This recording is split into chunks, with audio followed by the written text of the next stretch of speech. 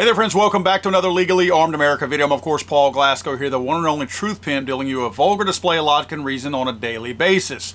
Today I'm going to talk a little bit about more, let's just call it the nerdy side of what happened in the Charlie Kirk shooting, because I think there's still a lot of unanswered questions.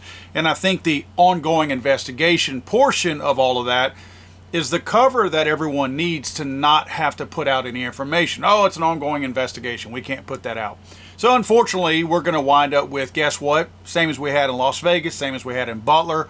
Unanswered questions that go unanswered forever. I mean, the other two people were deceased in Vegas and Butler, and they still claimed ongoing investigation. So clearly there was no court case. They're just hiding the information. In this case, unless this guy Epstein's himself, we're probably never going to see any of this. So I want to go through some of the things that have really kind of piqued my interest a little bit, and it's going to be nerding out on some stuff. First, guys, please go check out my friends Gideon Optics over at GideonOptics.com. These guys make some absolutely great optics.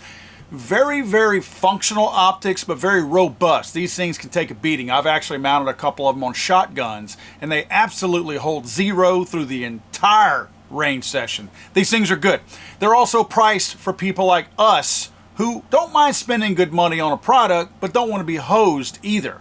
Go to GideonOptics.com. Again, GideonOptics.com. Use my discount code FTATF. Again, FTATF at GideonOptics.com. First, I want to show you a clip from Alex Jones. I know people have their own opinions about Alex Jones, but Alex Jones has been right about a whole lot more things than he's been wrong about. And in this case, he claims to have spoken to the actual surgeon who received Charlie Kirk when he went into the hospital. And he talks about bullet trajectory entering the neck. So I thought that was important to include verbatim what he says here so that I can continue on with the rest of my video. Take a listen. He's being shot from down an angle.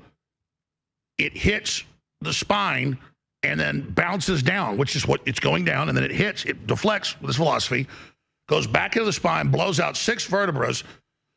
The bullet then shatters. That's what they do. I've shot wild hog straight on, this has happened, and deer, and then exploded into the heart, and fragments shot up. So that makes sense to me to a certain degree. Now, I will say this. I have actually cut down a tallow tree about 5 to 6 inches in diameter with an M1 Garand with about, I don't know, 6, maybe 8 rounds. Cut it down, cut it completely in half. M1 Garand is chambered in 30-06. That's allegedly the same caliber we have here. Now, I'm going to keep making assumptions based on all the information we've been told. We've been told this is a 30-06. So I'm going with that right now. I don't have proof that it is or isn't. I have my suspicions. But that's what they're saying, so I'm using their information right now. Doesn't mean that I wholeheartedly agree with or believe what they're saying. I'm telling you that's the story that we're going with right now because that's what they're telling us. So that's what Jones is referring to, a 30-06 round that entered into Kirk's body. Again, this is the firearm that allegedly it was shot from. And of course, this is the angle that they're saying he was shot from also. Now, the reason why I bring the angle and also this whole trajectory issue here is because there's a whole lot of conflicting reports from 400 feet to 600 feet as to what this distance was. How is that even a question? I mean, we're literally looking at the picture right here where they show dimples in the gravel on top of the roof where his elbows and knees were, where allegedly the bag was or whatever bipod type thing he used to shoot at Kirk. We know where Kirk was under the tent down below. All you got to do is go to Google Maps and find that. I found it to be 401.68 feet from the edge of that stoop where they show the shooter was to where Charlie Kirk within a couple of feet where he was. So I don't understand what's in question unless Google Maps is completely just guessing about their stuff, and I really doubt that. So I'm going to go with 402 feet being the distance that we're working with here for the shot being taken. Now, the other thing that I wanted to point out, and this all comes into play here, the tent that Charlie Kirk was under. This is a picture taken from someone in the audience just prior to Kirk being shot. Now, you have to assume, because this person doesn't have people in front of them with their heads directly in the line of sight of the camera angle, that this person probably and more than likely held this up, their camera phone, up above their head, which would put it at what? let's just say 7 to 8 feet. Let's use 8 feet. So a camera angle was 8 feet in the air in the audience. I'm guessing about 100 feet from Charlie Kirk right here, because you see the resolution is low, so it's probably zoomed in a bit. One thing I want you to notice is look at the little banner in the front. Prove me wrong coming across there.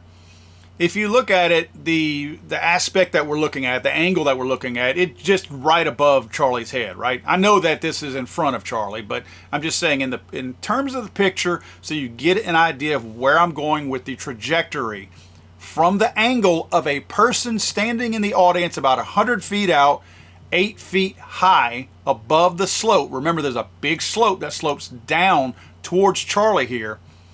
This banner is just above Charlie's head. Now, I know a banner's not going to block a bullet. What it does is it blocks your line of sight to be able to aim at a target.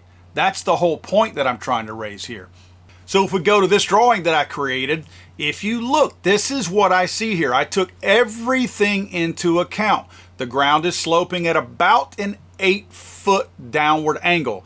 I went back and looked, and it might be more like 12 feet of a downward angle, so I might need to adjust this a little bit. But this is, for argument's sake, what we're looking at. Now, the roof was apparently about 4 stories tall at about 55 feet on that low-C roof where the shooter was positioned, right? We've already seen that.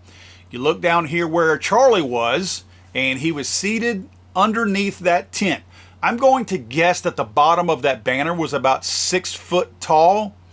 I know the tent was higher, taller than that, but I'm going to say 6 foot tall because Charlie was actually on a slight little elevated surface. I don't know if they have like a mini stage in there, a mini platform that he gets up on, but I couldn't make this drawing take into account that Charlie was elevated more.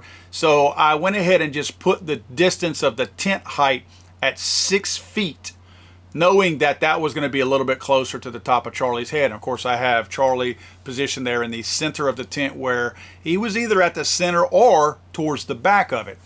If you see the green right there, that's my audience participant at 8 foot tall, roughly 100 feet out from the stage. So I wanted you to see all these things because we're looking at angles here, right? So if I take into account that this person where we saw the front of the tent above Charlie's head, being 100 feet out, 8 foot tall, raising their hands above the crowd, that's the angle to Charlie. The blue line would be the angle from a shooter 402 feet out, 55 feet in the air. That's an 8.3 degree downward shot. Now again, this downward shot might actually be even more aggressive than that because I believe the ground actually slopes about 4 feet more downwards than what that is. So this is best case scenario. If you notice my line where it crosses over, the blue line where the shooter's trajectory would have been, it's above the 6 foot tent line. Meaning that, yes, the bullet could have traveled through that little banner on the front, but the shooter would not have been able to see Charlie as his target unless he knew that Charlie was behind that banner because he could see maybe the lower portion of his torso, and maybe he was guessing that's where he wanted his shot to go and was willing to shoot through that banner. Now, I've seen no evidence of a bullet hole through the banner or through the roof of the tent. So that's more in the investigation that I guess we'll need to know. But those are unanswered questions for certain. So if I overlay my diagram over a copy of the picture of Charlie Kirk from the side, keep in mind I'm having to overlay 2 different copies of the tent area. One has Charlie in it, but it doesn't go all the way to the front, where the other one extends to the front.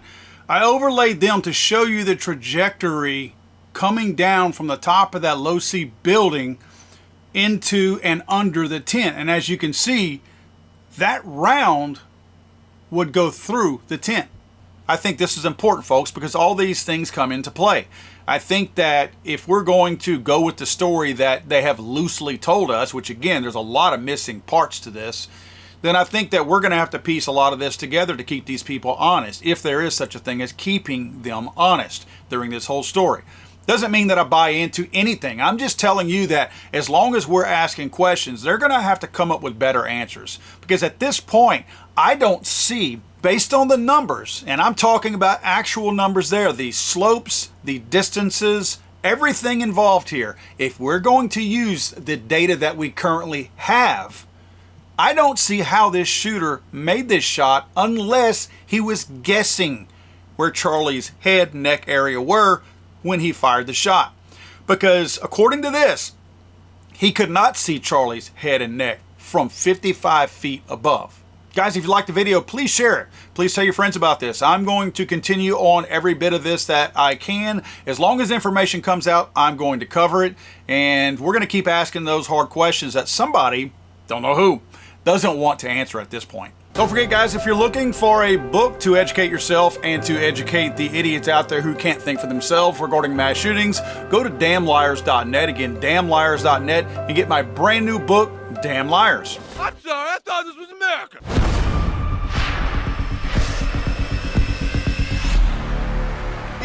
It's hanging around.